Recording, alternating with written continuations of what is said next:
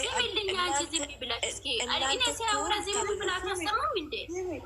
እሱ አሁን ሲጀመር ዝም ብለሽ እሱ አሁን ሲንቴ ነው አልፈልግም ማለት ስንቴ ነው አልፈልግም ማለት አንድ ሺህ ጊዜ እኮ አልፈልግም። በግድ ነው በግድ እኮ አልጨረሰም ትላላችሁ።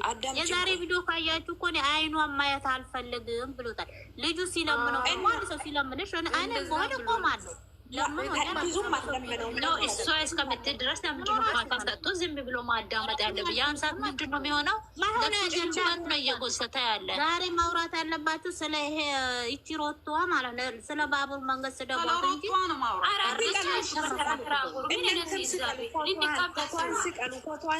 የእሷ ነገር ተዋት እባክህ። የአራት ሰው ቂጥ ይዛለች፣ ቦታውን ከልክለናለች።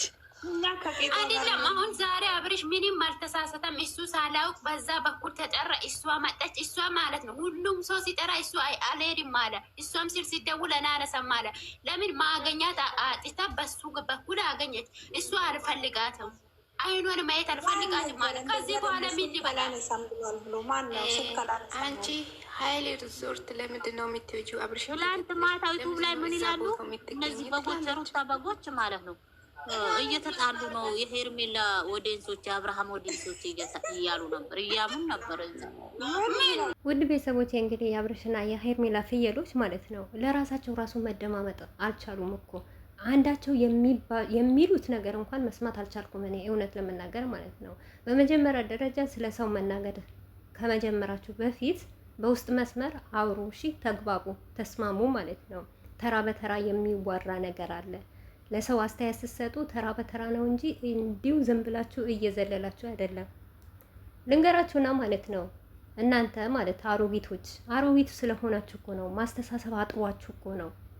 ሀሳባችሁ ወደ ኋላ እየሄደ ነው ማለት ነው። ምክንያቱም ባረጃችሁ ቁጥር ልጅ እየሆናችሁ አይደል የምትመጡት። ያረጀ ሰው እኮ አንዳንዴ እንዴት ነው አንዳንዴ ያረጀ ሰው በጣም ሲያስቸግር በጣም ንዝንዝ ሲል ማለት ነው ምንድን ነው የሚባለው? እና ተውት፣ ቻሉት። ለምን እንደ ህፃን እያደረገው ነው። ጸባዩ ሁሉ እንደ ህፃን ስለሚቀየር ቦታ ማትስጡት። በቃ በችለኝነት እለፉት አይደለም የሚባለው። ያንን አባበል ነው እናንተ ጋር ያለው ማለት ነው። ገባችኋል? አንድ ነገር አስረግጬ የምነግራችሁ ነገር ቢኖር ማለት ነው አብርሽ ከሩታ ህይወት ቢወጣ 18 አይደለም 100 ጊዜ አልፈልግሽም ቢላት ማለት ነው በሩታ ምን ይቀርባታል? ቀረበት በአብርሽ ማለት ነው። ታያላችሁ። ነገ ከነገ ወዳ ለማየት ያብቃችሁ።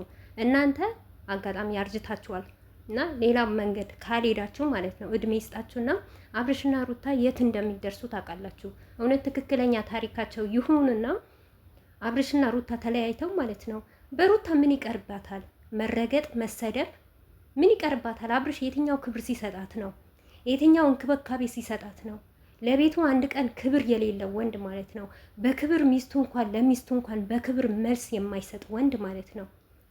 ወንድ ማለት እንደዚህ አይደለም። ወንድ ልጅ ማለት ሚስቱ ሲጠብቅ፣ ቤተሰቡን ሲያከብር፣ እናት አባቱን ሲጠብቅ፣ ፈጣሪውን ሲፈራ፣ ሴት ልጅ ሲያከብር፣ ሴት ልጅ የፈለገችው ነገር ብትበድለው እንኳን ለሴት ልጅ ክብር ያለው ወንድ ነው። ገባችሁ? አብርሽ ምን አይነት ወንድ ነው ንገሩኝና ማለት ነው። ከወንድ ጋር እንኳን እኮ መፎካከር ማይችል ወንድ እኮ ነው አብርሽ። ገባችሁ? አላያችሁም እንዴ ሰሞኑ አንድ ስልክ ለመስበርና አንድ ላፕቶፕ ለመስረቅ ማንን ተሸክሞ መጣ? ብሩኬና አቤላን ተሸክሞ መጣ ማለት ነው። ዳኒ ያራዳ ልጅ ማለት ነው። ባያሸንፈው እንኳን አቋሙ ብቻ ይበቃዋል ማለት ነው። ወንድ ልጅ በራሱ ሲተዳረድ ነው። አብርሽ ማለት ሲጣላ ወንድ ይጎትታል። ከሩታ ጋር ሲጣላ ሴት ጎትቶ ያመጣል። ለብቻው አንድ ቀን ተጋፍጦ አይቼው አላውቅም እኔ ማለት ነው። በሩታ በኩል ራሱ ማለት ነው ሩታና አብርሽ በትዳራቸው እንኳን ቢጣሉ እንደ ወንድ ለብቻው ሆኖ አይጋፈጣትም። ሴት እያመጣ እያስቀናና አንቺ እንደዚህ ነሽ፣ አንቺ እንዲህ ነሽ እያለ እያዋረዳት ማለት ነው። እንደዚህ ውርደታም ወንድ ደግሞ ማለት ነው ከሩታ ህይወት ቢወጣ ባይወጣ ምንም የሚጠቅማት ነገር እኮ የለም። ሩታ አብርሽ ለቀቅ ቢያረጋት ማለት ነው እሱን እንጂ አለቅም እያላት ያልሆነ የሆነ ነገር እየሰጣት እያመጣት ስር እያላት ነው እንጂ እሷም እኮ ከአስሬም አንዴም አልፈልግህም ከህይወቴ ውጣልኝ እራቅልኝ ብለዋለች። ገባችሁ አይደል? ስለዚህ እሷ ሩታ ይበልጣል ከህይወቴ ውጣልኝ ያለችው ጊዜ ማለት ነው።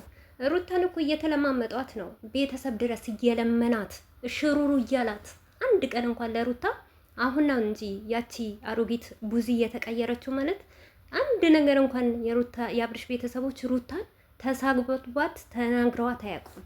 በክብር ነው የሚጠብቋት። ለምን ታውቃላችሁ? ድንቅና እንቁ የሆነች ልጅ ማለት ነው።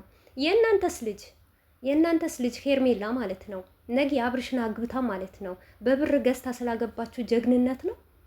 ይሄ ጀግና ነው ወይ? የእናንተስ ልጅ ምንድናት? 18 ጊዜ አይደለም አንድ ቀን እንኳን ይሄንን ሁሉ ሴት ልጅ ናት ክብሯን ዝቅ አድርጋ ከሱ ጋር ልብሷን አውልቃ እርቃናዋን እንደዚህ ስትላላስ እንኳን አብርሽ አንድ ቀን ወድሻለሁ አፈቅርሻለሁ አላላትም። ፍቅር አልሰጣትም ማለት ነው። እየሸቀለባት ነው። ገባች? በመጀመሪያ ደረጃ ማለት ነው የአብርሽና የሄርሜላ ፍየሎች ምን እንደሆነ በደንብ አድርጋችሁ ማስተዋል ልመዱ ማለት ነው። ገባችኋል? ለሩታ ምንም አይነት አይጠቅማትም አብርሽ በአሁን ሰዓት። እውነቴ ነው የምላችሁ። እኔ በፊት በጣም ነበረ ደስ የሚለኝ በድራማ ምንም ቢሆን መቼም አይለያዩም ነበር የምለው። ግን አሁን አብርሽና ሩታ ቢለያዩ በጣም ደስታዬን አልችለውም ማለት ነው።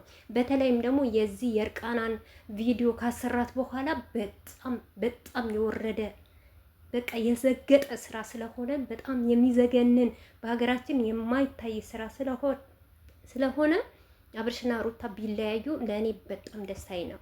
በሳቱ ደግሞ ቀብረር ብላ እንዴት እንደምትኖር ደግሞ ታሳየዋለች ማለት ነው።